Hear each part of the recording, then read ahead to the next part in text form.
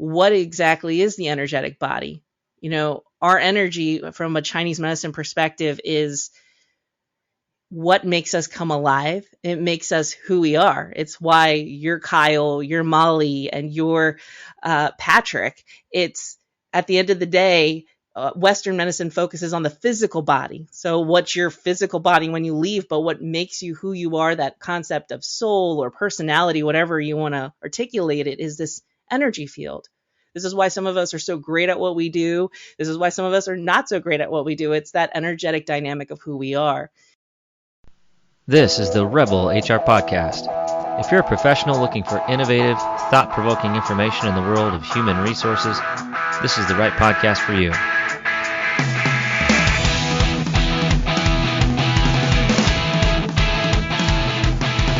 Rebel on, HR Rebels. All right, Rebel HR listeners, I am so excited for our guest and our topic today. We're going to be talking to Samm Smeltzer. Samm is a HR healer and author of a book called The HR Intuitive, which is available on Amazon. Samm is an HR visionary and healer. Her work has been devoted to employee engagement for over a decade. She believes engagement is a critical component of organizational culture that must be alive and well in all employees. However, what we're going to be talking about today is where engagement begins, and that's as an HR practitioner. Welcome to the show, Samm. Thank you so much for having me. I'm so excited to be here. Absolutely, and I am absolutely excited to have you here as well. I think if 2020 has taught us anything in the early parts of 2021, it's that if HR is not engaged, we're going to have some issues. And so I'd love to explore this topic, and I know that it'll be valuable for our listeners. So I want to start off just a little bit generally. Just tell me how you got interested in the subject of engagement and ultimately HR engagement. Yeah, so it's interesting. When I started, like many who fall into HR, we don't envision being an HR practitioner at the end of our career path. I actually thought I would be in retail management. I actually loved retail. I loved merchandising. My mom hated that because she was like, why can't you envision being a doctor or a lawyer? But instead you want to fold clothes and make pretty mannequins. And I actually could not get into a clothing retailer, and I ended up working in big box home improvement. And I was really enjoying my time there, merchandising things like trash cans and 5-gallon paint cans. And I just loved my job. And I remember really clearly this one day I was sitting in the break room, really happy-go-lucky. This is like 19-year-old me, and listening to the people around me talk about how much they hate their jobs and how horrible it is and how like it never ends. And these people had been with the company for 10 plus years. And I couldn't help but think, my gosh, is this like are we destined to be there? Like, is there anything better, or is there anything we can do? And I was in college at the time. I was a business management major, and I just coincidentally started my HR management class, and I started to realize there's this whole function that's devoted to people. And that's when I went and discovered what HR actually was in my big box retailer. So there was that office back there, but I thought they just did your paperwork and made sure that you had your schedule. But there's this whole big function, and I started to become obsessed with the fact that they have the capability to make the workplace better. And potentially these people don't have to be miserable. So it started back then that the seed was like initially planted, and it just grew. And I've been obsessed with it, especially as engagement is a constant buzzword. And we haven't seen any solid practices that we can say, hey, here's the top 10 list. You do these things and your workforce is engaged. It's not changing. So what are we missing? And that's really what's been driving me. Absolutely. So we have a similar background. My first job was retail, and my first HR job was in a retailer. So yeah, I can relate to that. It was fun, challenging, and I'm glad I'm not in that world anymore. If you want my honest opinion.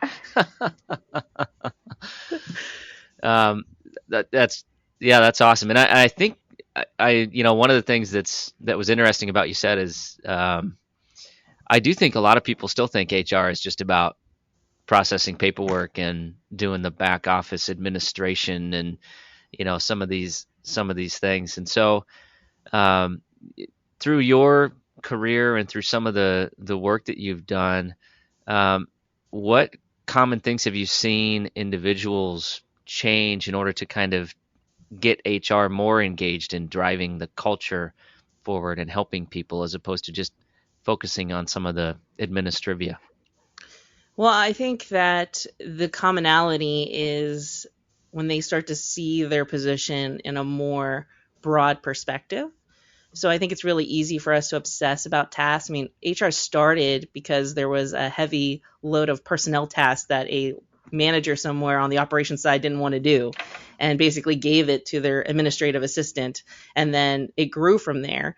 And we've never really kind of evolved from that. We kind of took it, that's what it is. In some organizations, that's still what it is. You have HR directors who evolved from that administrative position and has just been kind of the catching ground for the tasks that the operations side didn't want to do, and most of them are people related. And so what I found is when people start to broaden what that definition is, when they realize that I'm responsible for the people, that bleeds into so many different things. It bleeds into almost everything, and almost I'm the equivalent to operations. I'm the great balance. And when I start pushing from there, we start to see a shift. We start to see engagement happen because we start doing little things like going out and talking to people, open door policies. Those little things have started to open the doorways to saying, hey, there's something different that happens here. There's an old study done on motivation. I think it was Dr. Mayo, and he basically did this weird study in a light bulb factory that they had solicited for that generated the Hawthorne effect, I think is the correct terminology. But they basically wanted to see what lighting was the ideal lighting to make people the most productive. So they basically put these people in this box, and they would crank the lights up and then turn them really down low. And regardless of what they did, these people just kept working harder. And Elton Mayo went out and asked the question, and it was because they felt like they were part of something bigger that they started to perform more. So it wasn't a basic need or light dynamic or something like that we change. When we focus on our people, we start to generate results that we didn't even know were possible. And so that's the big commonality I see, is when we know that if we focus on the people, we can make a difference. But it takes someone seeing themselves beyond the tasks. And luckily, many of us have had mentors that are on the operations side who get that and see that because they're leaders, and they start to kind of pull us on the other side. So that's kind of where we're seeing this kind of evolving, and why we're now getting the task to be responsible for engagement.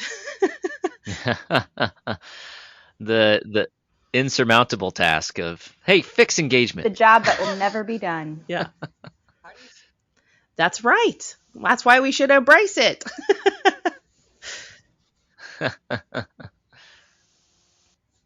How do you sell that to leaders who are resistant or think engagement doesn't matter? They're more focused on the bottom line. So this goes back to HR metrics at its most basic form. I mean, we have continually tried to attach ourselves to the bottom line. The one place we've been successful is obviously from the compliance and the regulatory side. So when we limit that physical risk or we prevent a lawsuit, we can materialize and say we did that.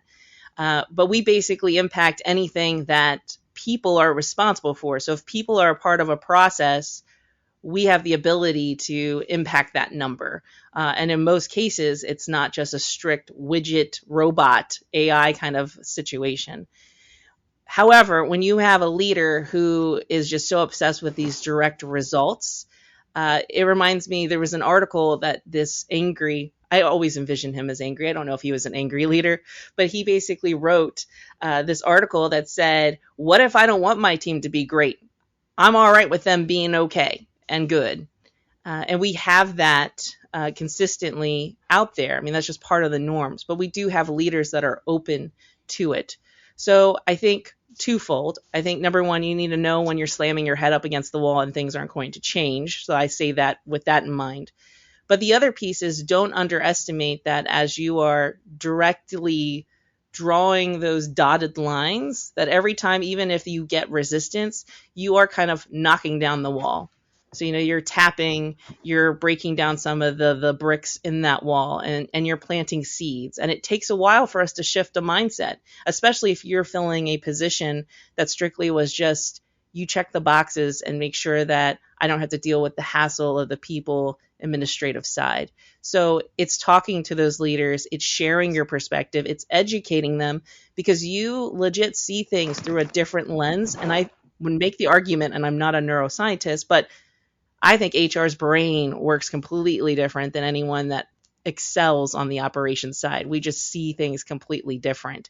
And how can you expect them to support you and get to your side if they can't make that link and bridge that gap by seeing what you are seeing? So it's almost an educating and a reverse mentoring that happens with these leaders.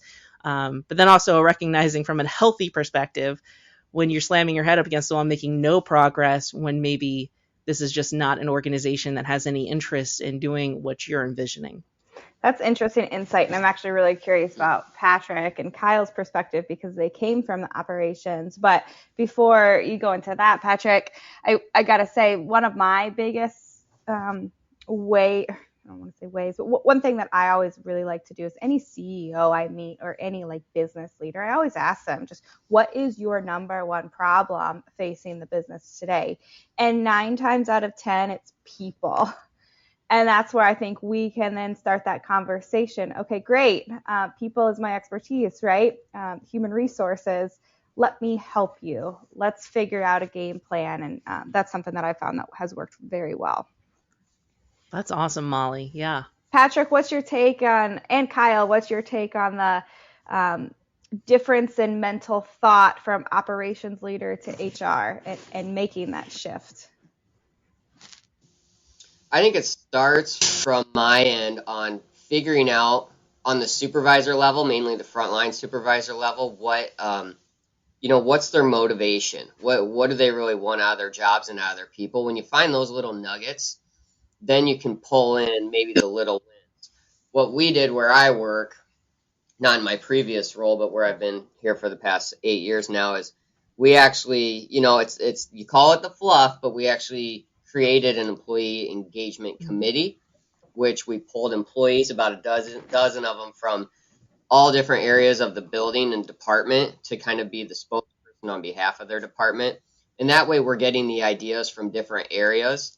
Some always work, some don't, but I think that helps with the buy-in with those frontline supervisors. Like I said, it's sometimes, for the most part, it goes well. The events are fun. But if you can get that frontline supervisor's buy-in, then that helps a little more. Yeah. Yeah, I think it's an interesting tangent, but from my perspective, coming from the world of operations into HR, I actually think I would be a much less effective HR practitioner if I didn't have that experience. But it's an interesting tangent because I do think that I'm wired differently than a lot of operations people, but I also can think in those terms as it relates to business outcomes, execution, get stuff done.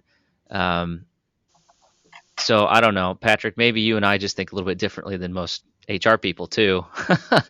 And that I don't necessarily always get the fluffy side as much. I get a little bit more excited about progress, results, getting stuff done, winning. I'm fairly competitive, as opposed to everybody gets a trophy kind of a thing. So I don't know. I think it varies widely by industry. I mean, we're both in manufacturing, so that brand of HR, that approach tends to work for me.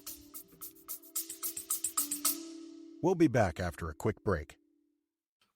And so used to having everything in front of them right away that we forget that innovation just takes time. I myself, I get frustrated too. Why? And this as being one of my best friends is, hey, I talk to you all the time. Hey, man, I'm frustrated in the fact that I can't seem to just get there in the next day. But that's just not how these things work, right? Innovation needs to be planned out. It needs to be very methodical. And then when it finally hits, that's when it seems like to everyone else that it sort of just came out of nowhere. But to you, the amount of dedication that it took over that time. One of our biggest engagement problems is just what you were saying, that trophy, like these people that are not top performers feel like they're not recognized as much as they should be. So we get a lot of fluff there. I'm curious, Patrick and also Sam, like what are some, because we also have an engagement committee type program, and sometimes I'm like, okay, how should I best run this meeting? What should that look like? So I'm curious if you guys have any best practices on how you utilize those groups to truly make results. So, when it comes to running those meetings, it's really interesting because I remember back in the day, I worked for a company called Ollie's Bargain Outlets, good stuff cheap. They recently went public, so now more people kind of know they exist. But I was responsible for a team called the Fun at Ollie's Squad, the FAO Squad, and we were responsible for engagement. And when we would run those meetings, I would do kind of pulling from my old HR toolbox of, the fluffier or the softer side of HR, and we would plan potlucks and things like that, and we would basically be glorified party planners. But what I think when we're thinking about engagement committees, I think, we don't have the answers for everything. If you have the collective that is representative of your organization, you have the ability to generate the solutions for engagement in that space. And so they should almost be like these think tanks that are really, really safe spaces to generate ideas on what would shift. And yes, it might start off with these fun kind of things that we can do. But at some point, those things are going to trickle down. And then you have to start talking about, okay, what is engagement? Like, how do you define engagement? This is a buzzword that we all talk about, but what really happens? We know that you're productive. Maybe you're happy. Like, does it mean that you love your job and you do everything for your job? No, I don't agree with that definition. How does your employees, how do your teams define what does an engaged employee look like? Well, how do they act at work? And why do they act that way? What do they have? Is it all strictly financially driven, extrinsic rewards, or is there an intrinsic piece that's missing? Like, do we not feel like we have a cause or a legacy we're leaving behind? Because that's a whole nother conversation on engagement, rather than we just feel like no one sees us, or I don't get an award. Even though I work really hard, I'm never going to get to the sales goal of Eddie, who just is like monumentally killing it every month. So I think flip the script and use that space to facilitate and just get curious, and using these people as your researchers to generate possible solutions and ideas that maybe you've never even thought of, because they have different lenses. This is what we were just talking about. We all come with different lenses. Operations transition to HR, we see things differently. We see things differently based off of industry. So let's share and see what comes out of it. Yeah, and I love I love the context of being part of something bigger. And I think about, I think about that as a definition of engagement. I agree, it's such a buzzword. But I want to shift gears a little bit and dive into an area that we have not talked about on the Rebel HR podcast, which is Chinese medicine. So we had an interesting back and forth here before we clicked record, and I'd love to understand a little bit more about some of your research into that realm, and some of the correlations between that and the work that we do in HR. Yeah, so obviously I said that my passion for engagement, I think, just kept going, increasing in momentum. I think I was getting frustrated when I realized that I couldn't figure out this formula. I went and got my master's in training and development, and I thought for sure, they would give me this magical answer. I could uncover it. I switched industries, went from retail to healthcare, and I thought for sure, these people have this grand purpose. They save lives. Like, I could find engagement solutions there. And what I found was basically I was disengaging almost on this cycle, like almost on a 3 to 5 year cycle. I would disengage in my work because I would get so ticked off that I was basically just going through motions that weren't really generating any organizational change that I thought was substantial. At the last cycle, my husband nudged me and said, well, why don't you we have the savings, why don't you just go out on your own and just do your ideal? And I said, I don't even know what that is. Like, it's really easy when we live in our bubble and then to have to navigate the organizational dynamics. But if I'm the one that creates it all, like, I don't know what that's going to be like. And so what I found was, yeah, I quit my job and I started a business, but really what I did was I started research on me being the guinea pig of how do I maximize my engagement, knowing that there's no one else I can blame. So if I hate my job 3 years from now, I've created my job and the culture and the team and all of that. And so as I was doing it, it was really fascinating. I was networking with other HR colleagues, and I started to realize that like no one was talking about their own engagement in their work. We were all talking about how to engage everybody else, but what about how they feel about their work? Because if you're not really jazzed about it, if there's pieces that are missing for you, like how are you supposed to lead the charge? And so that really started sending me down this like self-help hole. And I went to all these self-help seminars that are out there. That industry is booming, just looking for things that maybe could cross over. I even went to all these holistic expos saying like someone has to have the answer. Like we don't reinvent the wheel. We really just pull from different avenues of knowledge. And when I was in holistic, what caught my attention, and I remember I was in this pretty woo-woo certification event. Like I was really out of my comfort zone. And they were talking about energy and feeling it and taking care of it. And I was like, okay, this is weird. Like this is weird. But I couldn't deny that as we were going through these strange exercises that I was feeling something. And so I started to dive and like play looking for something that was a little more substantial. And what I found was Chinese medicine has been around for 5,000 years. It's been somewhat coming into complementing Western medicine with acupuncture, acupressure. We're seeing those talked about.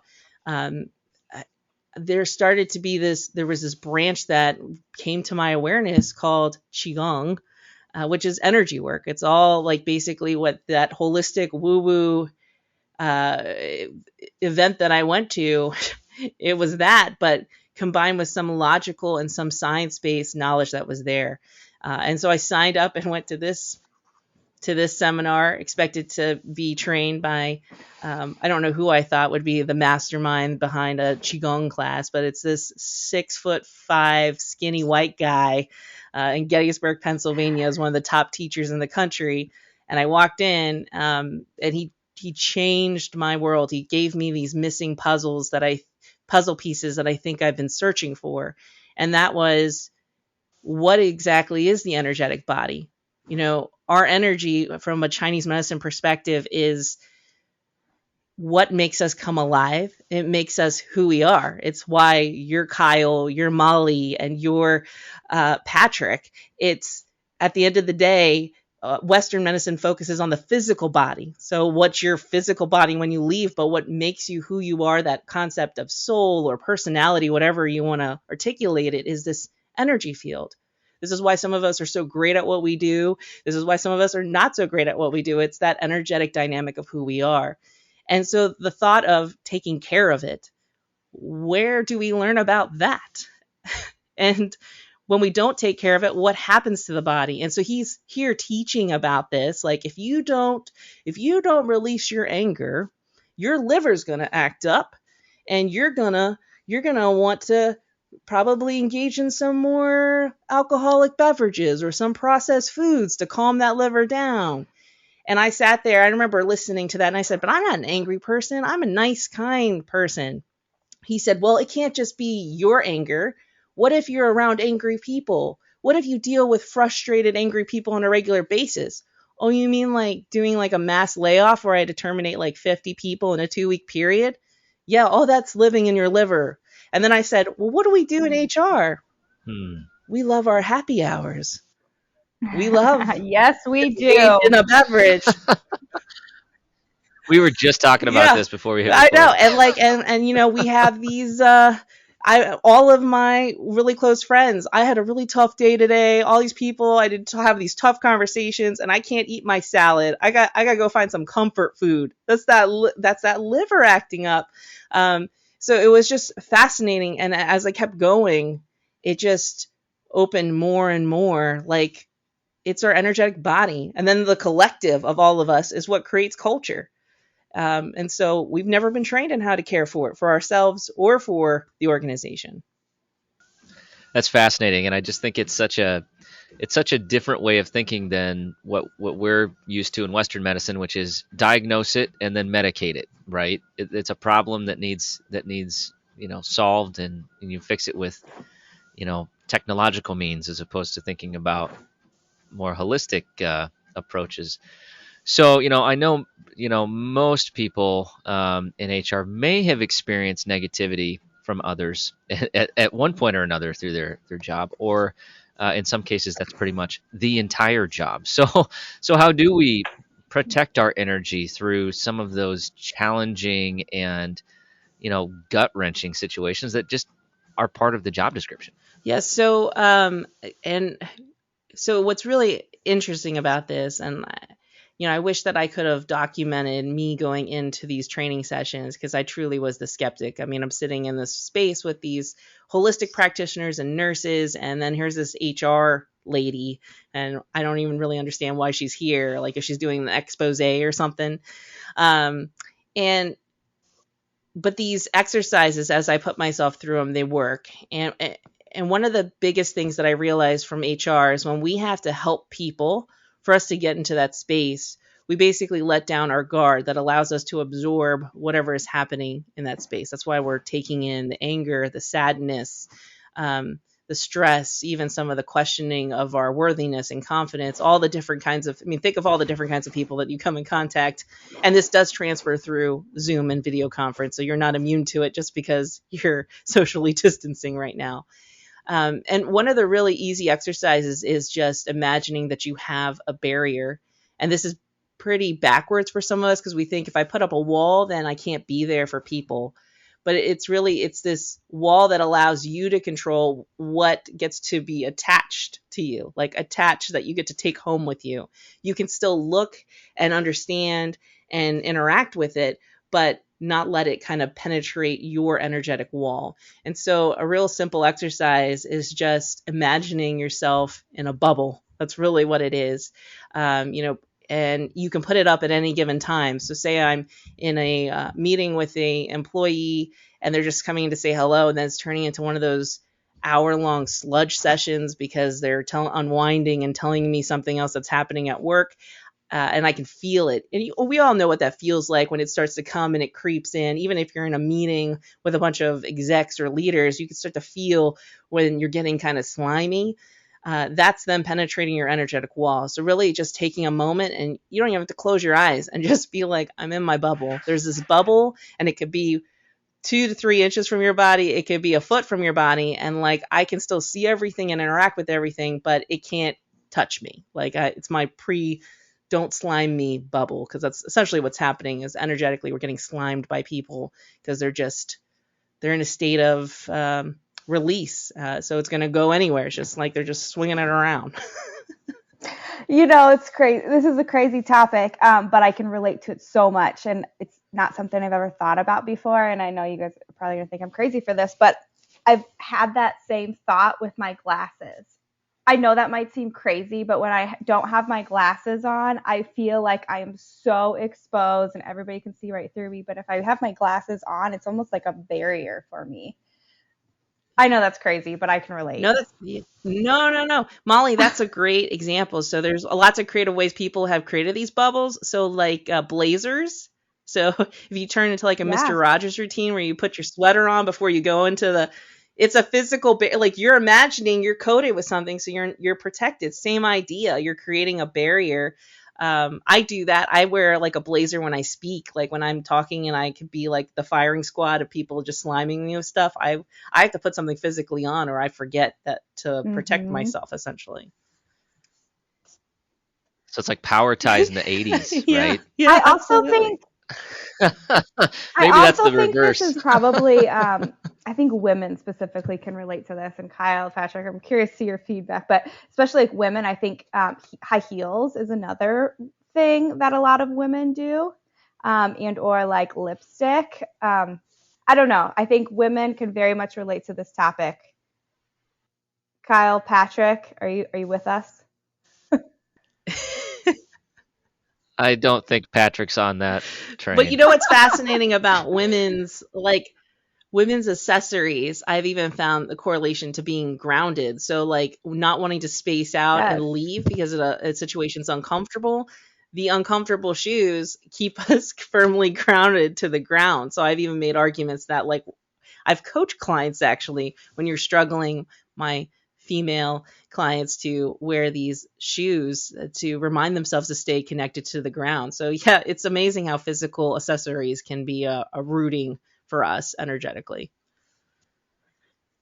This So is what? this is really fascinating for me to think through, and I don't, I don't necessarily have any sort of like physical coping mechanism, but I do certainly I cope, you know, with my body. Like I don't like put anything on or anything like that, but like puffing the chest up a little bit, kind of maybe, tensing I can see Patrick in his office doing like, arm curls before a big meeting, that kind of thing. Like for me, it's more like just gearing up physically to like go into a really tough situation, almost like a fight or flight response kind of.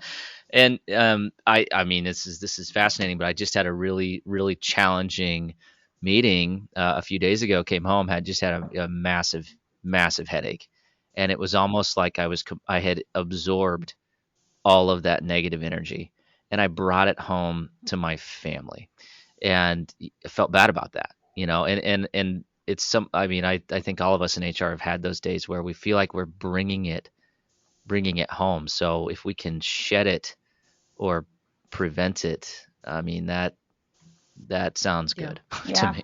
And if you do get slimed, a very easy way, so this is Chinese medicine, this is Qigong. So there's definitely movements that are like Tai Chi that do these things as well.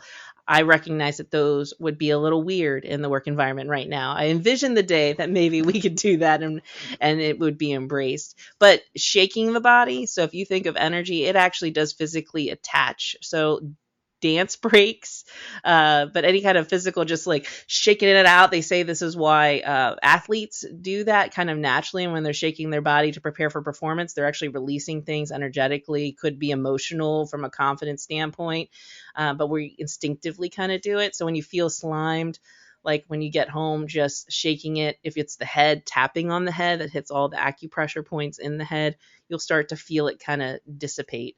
Shaking the hands. So it's just it's weird, but it's effective. Kyle, Patrick, you better start dancing it out. For me, that's exercise. I think a lot of people can relate to that as well. Yeah, absolutely. I'm gonna change my job title to weird but effective. I like that. So, Patrick, you've got something to say. I can tell. I'm still going back, scratching my head to the whole high heel thing as a barrier. I'm a short person for those of you that don't know me, so when I see women wear high heels, I already have a negative bias. So that's kind of where I'm at with that one. I think it's something too that, I mean, you guys just can't relate to this, but I think there's something to be said for women in the HR role who are working with their CEOs and CFOs who are primarily white males. I think women have a harder time than probably you guys have had in your past. I think. I don't know. You guys probably can't relate to it, but I'm a part of a women leadership group, and I'm also on a part of a women leadership conference planning committee, and we talk about this stuff all the time. So it is real. Yeah. One thing I want to know, because I think this stuff is good for in the moment, but you had talked about, every 3 to 5 years that disengagement from an HR professional, and I think that's also very real. And maybe what you're saying is by practicing these little things throughout the day, it can prevent that. But what do you do? Okay, you're in that 3 to 5 year disengagement slump. How do you get out of it? So if you're in the 3 to 5 year disengagement slump, it's in Qigong, they have basically 3 major steps. It's called purging, cultivation, and regulation. So purging is getting rid of everything that does not serve you or does not work towards your highest good. And when you are in that slump, you basically have been slimed and you're like the equivalent of a landfill. So, Qigong, the one that I practice, does have these treatments where people lay on a table and we treat the energy meridians, which is what they use in acupuncture and acupressure. It's the same things, except we don't use needles. It's just hands that are away from the body, and we clear the body. And I've worked on HR practitioners over the last 2 years, and these sessions can take up to 2 hours for coming back every week for several months to get the system clear, because there's that much stuff living in your energetic body. So I would say purging is your friend. There is you could get your dance breaks, you could get your cardio on to literally shake it out. There's a real simple exercise where it's breathing and starting at the feet, and you basically imagine that your hands are like rakes and you're combing through your energy, and then you pull it up to the chest and then you just shake it off and release it down to the earth, so recycling it out. But you're basically imagining that you're clearing your energy and then releasing it out, and when you release it out, you exhale. So it'd be like inhale, release it out. So it's a lot of purging, which is so strange. We also have like intense purging exercises, which I teach and coach clients on, that basically they will spend all that time just getting it out and releasing it. And it's amazing, because think of everything you have accumulated in that 3 to 5 years. That's your personal feelings about your work on top of anyone else you've interacted with. And it carries with you no matter if you change jobs. So it doesn't go away. It just stays in your body. So this, I had totally forgot about this experience, but I did something a number of years ago called a drum wash, where they like held the drum and played this drum behind my head and then down to my feet and then back up behind my head. And it was the weirdest sensation. I literally felt like I was lighter after it was over, and I had like if you ever at a good concert and you get the goosebumps on the back of your neck and you're like, I am one with the universe. I do. But that was how I felt afterwards, and it was so weird, and I've never done it since, but it felt so good when I did it. And yeah, Kyle, I guess I that's an thought I was awesome crazy. Maybe I'm experience. not No. crazy. How did you get yourself into that? Give me some context.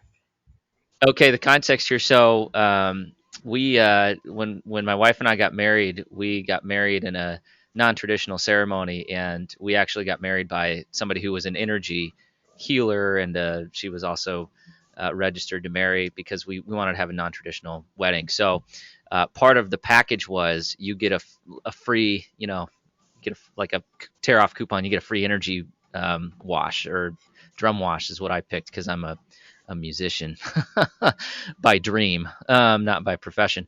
And so that's how she picked the drum wash for me. She said, you're a musician, you're gonna like this. And I mean, I was like, this is the weirdest thing I've ever done. But leaving there, I'm like, it was pretty cool. And every once in a while I reconnect with that feeling in a different context, like on a morning run, or something really special happens, or I don't know. It's hard to explain. It's like I feel connected with something and it happens again. It's yeah, weird would be the word. But you're experiencing like what it happens when you clear, and that's where you are at the beginning of that 3 to 5 year cycle. So you're getting reconnected to who you are authentically before all the junk is in your body. So yeah, it's really cool that you're explaining. And Kyle, you just laid it out. You do something kind of weird and wonky to one time, but then once you know the sensation, then you can identify how you're doing it naturally, because your body's going to try to release it naturally throughout your days, and then you can gravitate towards that. Like how Molly said, "Oh, that's like that's like exercise for me." So, yeah, it's interesting how you start to make those connections. Like driving with some good music is another one. Kyle, I definitely related to the music. Yeah, you guys have seen me at a karaoke bar, so Oh you know yeah, this is that is this is your just true who I am. authentic self. That is your happy place. That's my happy place.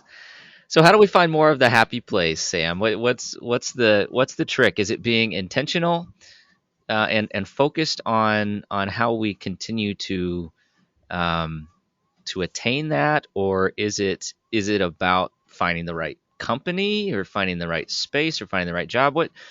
How do we find that in our lives as it relates to work? So, I think that to really find more of that happy place, it's about finding balance within yourself. I mean, I think a lot of us think that there's this magical place that one day we'll find and it has all these things. And really, that magical place is, as cheesy as this sounds, but inside. And it's about balance. So, thinking about a very basic form of Chinese philosophy, this old school yin and yang. I remember this back in grade school. I would have those BFF mood bracelets, and we would argue who has the white side or the black side.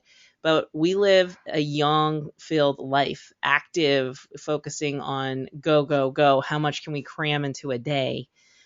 What's missing is the yin side, which is reflective and sitting in spaces and being connected, having more of that goosebumps on the back of your neck. That's what you want more of. So the actual key is to replicate that sensation. If you zone out and listen to music and it takes you there, do that more and do it on a consistent basis. And we're seeing this with the trends of incorporate a daily practice. But we've seen the extreme of you got to wake up, you got to meditate for an hour, then you got to read like a self-help book, and then you got to journal. And you're like, I don't have time for that. 10 minutes, 5 minutes a day, zoning out to music. If you are generating that sensation of the goosebumps on the back of your neck, then do that. The issue you're going to run into is that most of us are just too tired. So you've overworked yourself. The kidneys actually hold your energy reservoirs, which is why at the end of the day, most of us have lower back pain and it aches. If you think about your kidneys, they basically just dry up like raisins.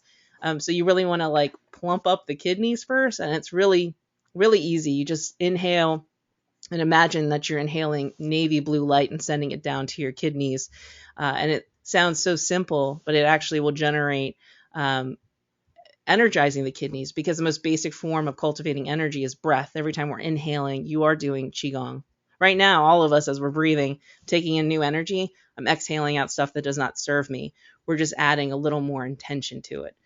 But once you find that balance, it's amazing, even if you get closer to it. So yes, the supreme is this ultimate balance that I'm 50-50. Most of us are not there. I'm not there. Probably like, 40-60 if I'm on a good day. And it's amazing, all these little nuances don't seem as heavy anymore. And also the magnitude of the things you're navigating at work, or getting the buy-in that we were talking about at the beginning. As you become more connected to that sensation and being balanced, it comes with this new level of transparency, which you basically get to see this almost like elaborate mind map with all these dotted lines, which is why I think we have this different wiring when we are open to the HR profession, of how things are connected and what things have to happen in order for us to obtain buy-in. You start to see this elaborate kind of map, and you can do that in any kind of environment. You also know when the map has a dead end and you got to go jump to another organizational map. So it really starts, and I truly believe it starts with the HR practitioner finding themselves and that balance to be able to navigate it all. Otherwise, we're going to just keep being in this cycle and then just keep purging, and you'll at least be a little bit better. Patrick, so I've heard child's happy place. What gives him goosebumps? What's yours? I start my day religiously every day. I drop my kids at daycare and go to the gym, and I spend an hour. That's my hour. And yes, I listen to very loud music there and when I drive into work, and that just kind of sets the tone for my day. And then at the end of the day, when everybody goes to bed, we put the kids down. My wife typically goes to bed around 9 o'clock. I usually stay up for another hour. Sometimes I'll YouTube some music concerts and things like that. It's just kind of like my own wind down time. That's typically my routine. Patrick, I'm going to get you a drum wash. We're going to get that for you. Maybe we should bring that into one of our next Disrupt HR events. Ooh, I love it. I love that idea. That would be awesome. Wouldn't that be fun? Oh, this is great. I love this topic. This is so different. And but I feel like, as I'm reflecting on the conversation and I'm thinking about, energy and cleansing and bubbles, and it's all this really kind of flowery language. But then if I correlate that to human resources, we're guilty of using that type of language all the time. It's just different types of buzzwords, right? It's like engagement or empowerment or, control what you can control. It's all these like corporate isms. And I'm kind of feeling like it's almost the same thing. We just haven't been practicing it for 5,000 years. So do you find that connection between the two as you're, thinking about being an HR practitioner and then thinking about your study into it's Chinese medicine? Yeah, I mean, absolutely. So we haven't even touched on, I mean, if you want to go, so it's Chinese medicine, you're talking about energy. So the path of Wu is endless. And one of the topics that we haven't talked about is intuitive senses. So the typical idea of people who have the gift of sight or the gift of hearing or the gift of knowledge or the gift of feeling. So, but let's take one that's so common for HR practitioners, being an empath, which means your ability to experience other people's emotions like they are your own. And when I started talking about, this is something that I knew was alive and well in me. I didn't understand it, like why someone could come in and I would just have this like new emotion kind of wash over me and where it came from. As I started talking about it, I found that a lot of my friends in the HR world are experiencing the same thing and had no idea for it. Same thing with the intuitive senses are just another sense that we just don't focus and develop, like taking care of our energetic bodies. So gift of sight is not predicting the future, but it's seeing imagery in your mind's eye. I mean, I've done this with coaching clients, these people who are frontline supervisors, just to see how connected they are by doing visualization exercises and see if they can put themselves in the office and replicate the entire environment and how visual it is, seeing it through their mind's eye. But it gives you a different perspective on different things. And even the gift of hearing, you're hearing at another level, stuff that maybe is missed so incidentally. But what I found is that HR practitioners are having these things happening kind of naturally. Like they're like, well, I just had this feeling about this person, or I felt like I had to go check up on them, or I felt like there's something going on at home. Well, how do you know that? I don't know. I just do. Or I, while you're having a conversation, something randomly kind of comes to mind that helps you navigate your coaching conversation. Where does that come from?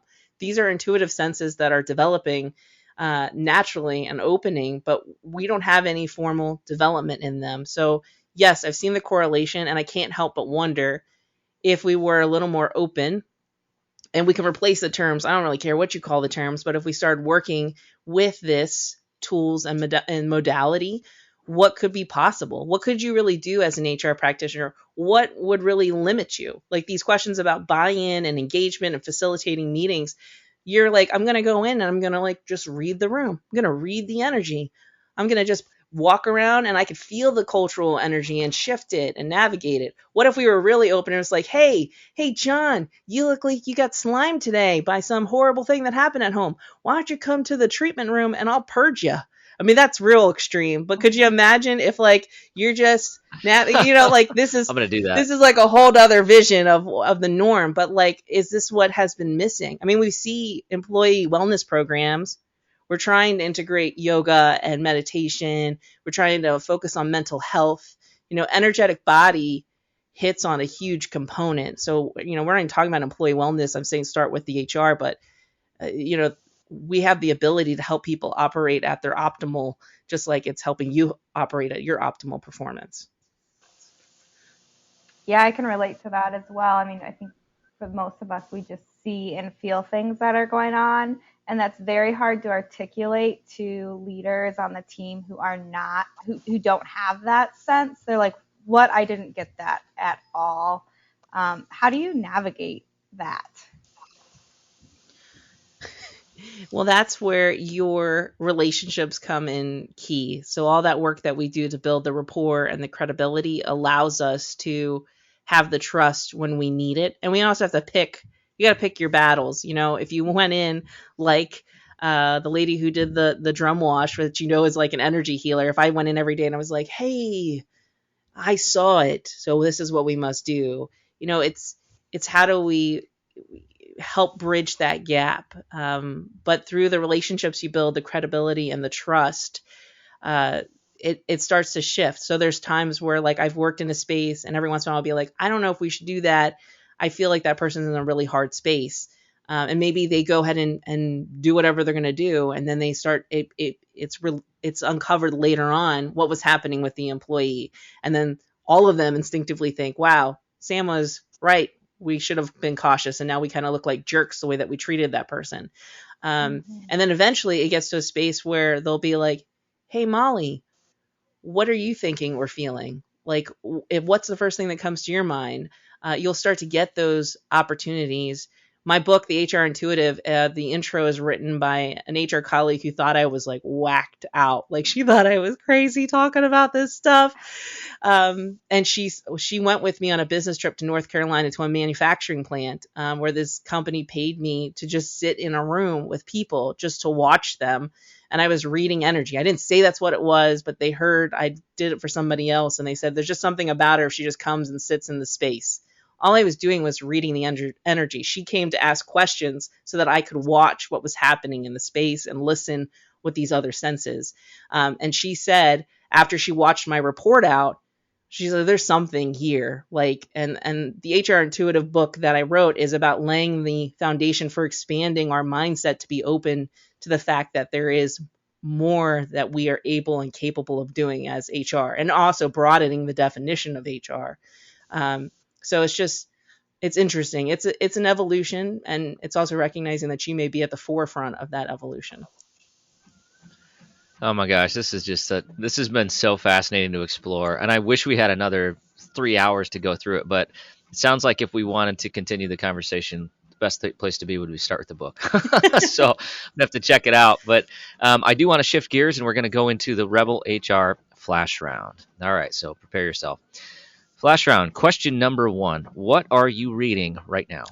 I am reading The Infinite Game by Simon Sinek. Do you need me to expand? No, but you can if you'd like. It's amazing. I think everybody, everybody knows Simon, right? I mean, he's everywhere. And now he's got all those really cool videos with the flower background, way better than my background. So, but Sam's background is close to as good. So I'm going to give you some props there, Sam. Awesome. I'll take them. All right. Question number 2. Who should we be listening to? Who should you be listening to? People outside of your normal, like expand your mindset. If you don't know who Dr. Brene Brown is, then you should, and you need to listen to her and her conversations. I would say that if you're knee deep in diversity initiatives, you should be listening to that audience. Go follow them on your social media feeds and podcasts and listen. We have these huge opportunities to just tap into people through podcasts, through audiobooks, listen to the language and the voice. So I would just say anybody, just get curious and go out there. That is the best answer I've ever heard for that question. I love it. I love that. And as I sit here and I'm thinking about listening to podcasts, I just realized about 2 seconds ago, you totally read my energy when you listened to my podcast, and you totally called it out ahead of this podcast as far as how I change and react to certain situations. So maybe there is something here. All right, last question here. It's a really hard-hitting one. How can our listeners connect with you? The easiest way to connect with me is to go to leadershipisart.com and check out all of our work there. We are an established community to restore and provide growth opportunities for HR practitioners. So we are 100% serving you and your development. And then on top of that, I have a podcast called the Heart of It Podcast. It's HRart. That's the spelling for heart, the Heart of It podcast. But we bring on guests, and we are always talking about how to further our evolution in our practice. So if you liked what we're talking about here, we hit it from all different areas on that podcast too. Love it. Thank you so much, Sam. It's been a really wonderful conversation and a different perspective that I know our listeners can take away a lot from. So check out the book, The HR Intuitive, And we will have all of that information to connect with Sam in the show notes. Thanks for coming, Sam. Appreciate it. Thank you so much for having me. Thanks. All right, that does it for the Rebel HR podcast. Big thank you to our guests. Follow us on Facebook at Rebel HR Podcast, Twitter at Rebel HR Guy, or see our website at rebelhumanresources.com. The views and opinions expressed by Rebel HR Podcast are those of the authors and do not necessarily reflect the official policy or position of any of the organizations that we represent.